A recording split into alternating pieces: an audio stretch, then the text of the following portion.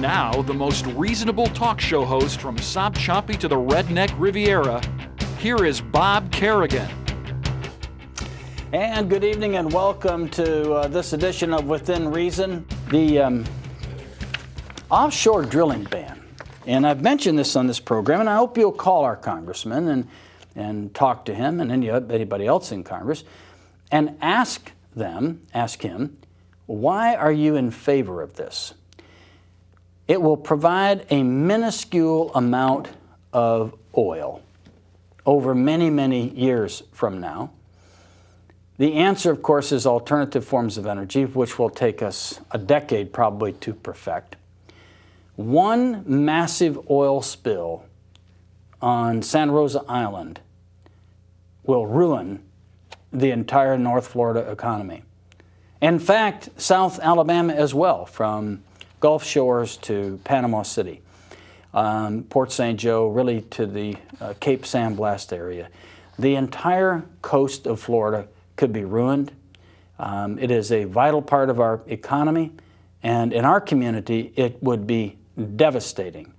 And the Democrats, I think, have folded some on this issue. This is from the Observer in the UK. Under fire from Republicans, top Democratic politicians in the United States are considering lifting a ban on new offshore oil drilling. The issue is now at the forefront of the presidential election, as Republican candidate John McCain has made allowing new drilling one of the centerpieces of his campaign. Let me just say this as an aside. That is shallow, it is simplistic, it appeals to ignorance, and it is a typical Republican spin-up point. Well, the liberals, the tree huggers, they don't want us to get our own oil. They want us to be dependent on Hugo Chavez and all of these terrible people in Mexico and every place else and da-da-da-da-da-da-da-da, okay? It's a red herring, you see. That's not what people who oppose the drilling say. What they oppose is the devastation and potential devastation of the environment, and that we ought to give serious thought to a marginal contribution of oil that could cause us to have catastrophic losses across our coast.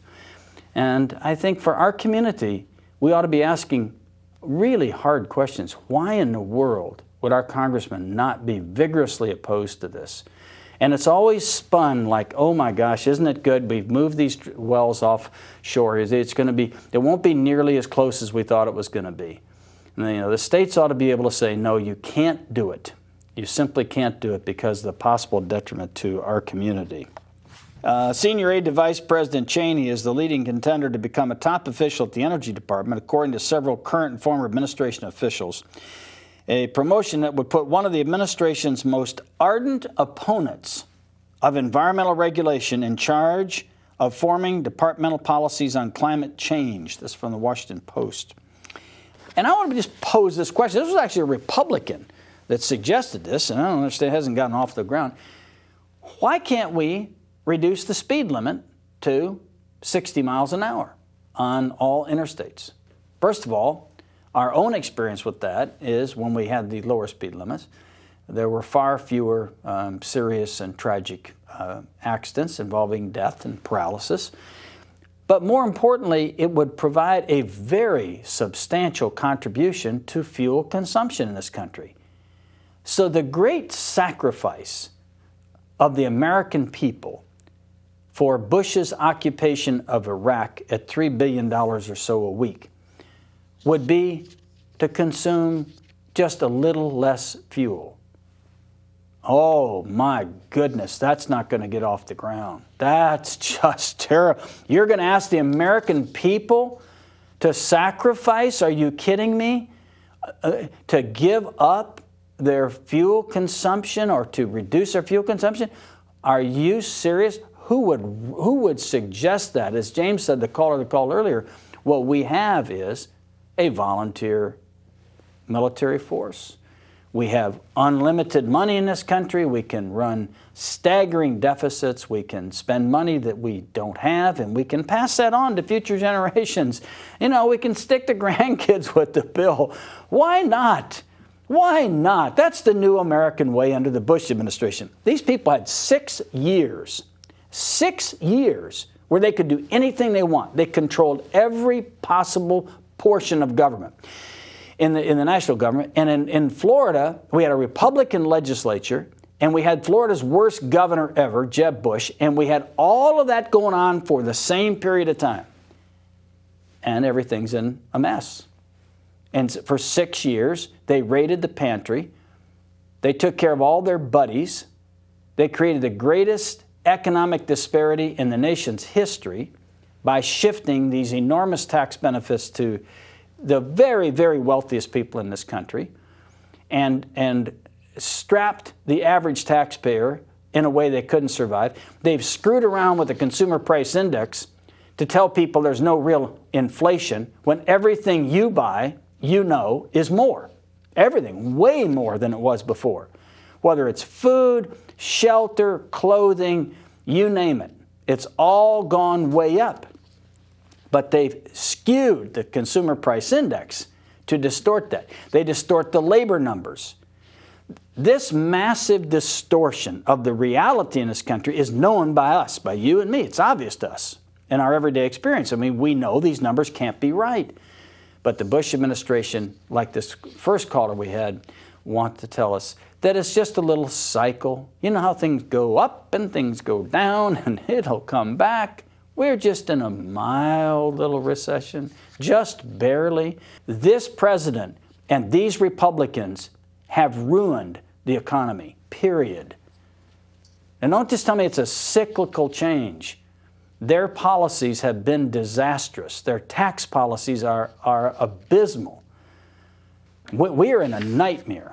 We have the tail wagging the dog in this country, and we need massive reform in the military, massive reform in expenditures of military expenditures. It's out of control.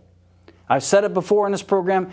We have a list of these Star Wars goofy projects that we are dumping tens of billions of dollars into that will never work and have never worked, and there's no prospect that they're going to work.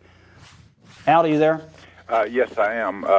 I'm enjoying your talk this evening. Unfortunately, I think we live in 3 counties here in Northwest Florida where it doesn't make a doggone.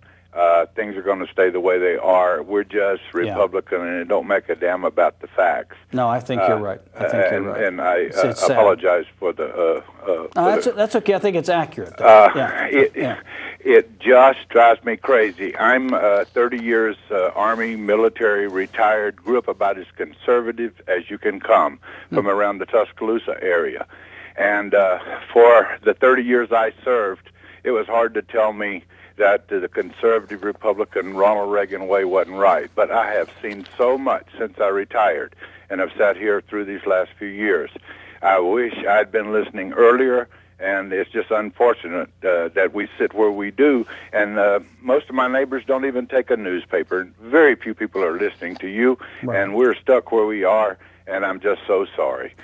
Thanks for taking my call. Well, Al, thank you for that. Let me just ask you a question about your assessment of military spending. My thoughts are we're caught where Eisenhower told the nation in the 50s.